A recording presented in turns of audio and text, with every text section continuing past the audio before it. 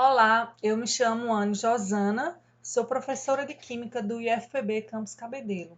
Na aula de hoje, nós iremos abordar o assunto da padronização de soluções. Vamos lá?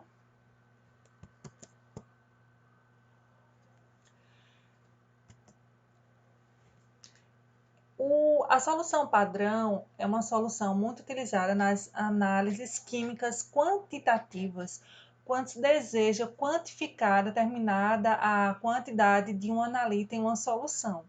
Para isso, é necessário estar utilizando soluções de concentração conhecida, que a gente chama de uma solução padrão, né, para estar utilizando o maior rigor analítico, para estar se encontrando medidas e resultados mais exatos possíveis.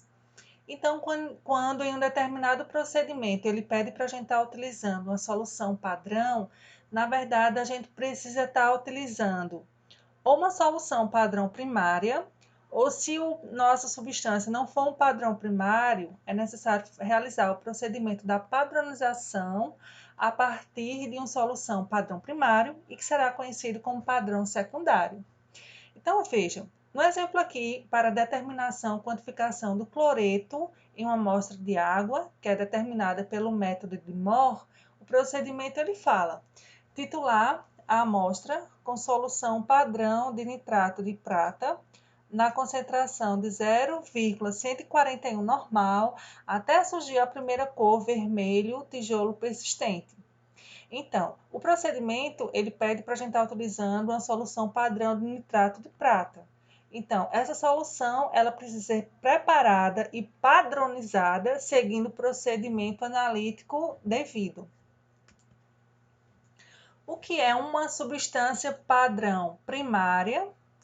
Ela vai ser uma substância que deve atender a alguns requisitos, né? Então, ele deve apresentar um elevado grau de pureza, superior a 99,95%, obtido normalmente pelo processo da recristalização. Deve ser um reagente de fácil secagem ou dessecação, deve ser estável tanto em solução quanto no estado sólido. Ele não pode ser higroscópico, ou seja, é aquele reagente que tende a reter a umidade do ar, nem reagirem com substâncias existentes no ar. Ele não pode reagir com a luz, deve ser um reagente que apresente um elevado peso molecular ou massa molecular, não pode ser volátil e apresente um baixo custo e fácil acesso. Então, esses são os requisitos para que uma substância seja uma substância primária ou padrão primário. Exemplos de padrão primário. Então, nós temos o hidrogênio fitalato de potássio ou bifitalato de potássio, o carbonato de sódio e o cloreto de sódio. Então, se formos preparar uma solução a partir dessas três substâncias, desses três reagentes, por exemplo, e seguirmos todo o rigor analítico durante todo o procedimento, fizermos a pesagem correta, a transferência correta da solução lá para o balão volumétrico, fizermos a aferição correta do balão volumétrico, enfim, nós podemos garantir que ao final aquela solução ela vai estar naquela concentração que a gente deseja, porque ele é um padrão primário. Todas as outras substâncias que não forem padrões primários precisam ser padronizados contra os padrões primários para aí sim terem as suas concentrações confiáveis. Então, ao preparar uma solução usando um padrão primário, pode-se garantir que a solução conterá aquela determinada concentração ao se realizar os procedimentos experimentais com rigor. Se um procedimento de titulação requerer o uso de uma solução padrão e a substância não for um padrão primário, este deve ser padronizado usando um padrão primário, será conhecido por padrão secundário. Exemplo, solução do cloreto de sódio, que é um padrão primário. Ele é usado para padronizar a solução do nitrato de prata. E aí é só utilizar lá o procedimento experimental adotado. Exemplo, né? Padronizar a solução do ácido clorídrico na concentração de 0,01 normal, com a solução padrão do carbonato de sódio 0,01 normal. Então, esse procedimento aqui ele é utilizado em laboratório, né, feito em laboratório. É o ideal que a gente faça o procedimento em triplicata para termos 3 volumes diferentes, aplicar na fórmula e encontrar a real concentração da solução do cloreto de sódio, do ácido clorídrico, que a gente espera que esteja nessa concentração aqui, 0,01 normal.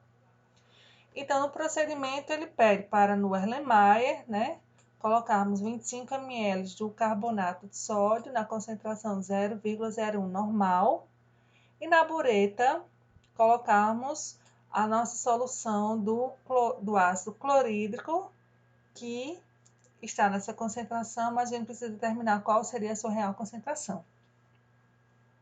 Simulação, volume gasto na bureta.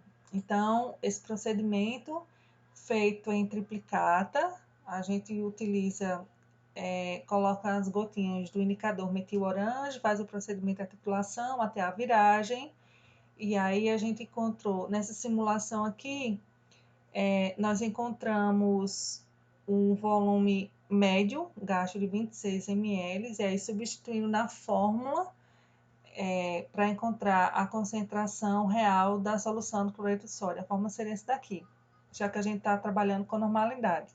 N1V1 igual a N2V2.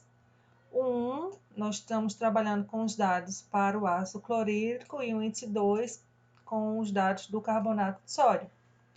Então, vejam, N1, que é a concentração da solução do ácido clorídrico que a gente quer determinar, vezes 26, que é o volume médio gastado a partir das 3 titulações, igual N2, que é a concentração da solução padrão 0,01 normal, vezes 25, que foi o volume utilizado, dispensado lá no Erlenmeyer.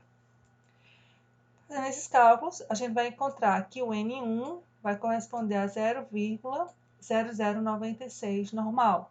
E aí a gente pode observar que foi um valor bem próximo do 0,01 normal. Mas aí, a partir daí, quando a gente for utilizar essa solução do ácido clorídrico para outros procedimentos titulométricos, volumétricos, a gente precisa estar utilizando nos cálculos a real concentração dessa solução, que passa a ser chamada de padrão secundário, porque foi padronizado contra o padrão primário, que é no caso aí, o carbonato de sódio. Sempre que tivermos alguma dúvida, pesquisar qual o procedimento correto para fazer uma padronização de uma solução, fazer o preparo de uma solução, o descarte, né, a padronização, preparação, purificação, descarte correto das substâncias, nós podemos estar pesquisando aqui nesse manual do Morita, que ele traz diversos dados para a gente. Aqui são algumas referências utilizadas para a preparação dessa aula. Espero que vocês tenham gostado e aí a gente se encontra na próxima. Até lá!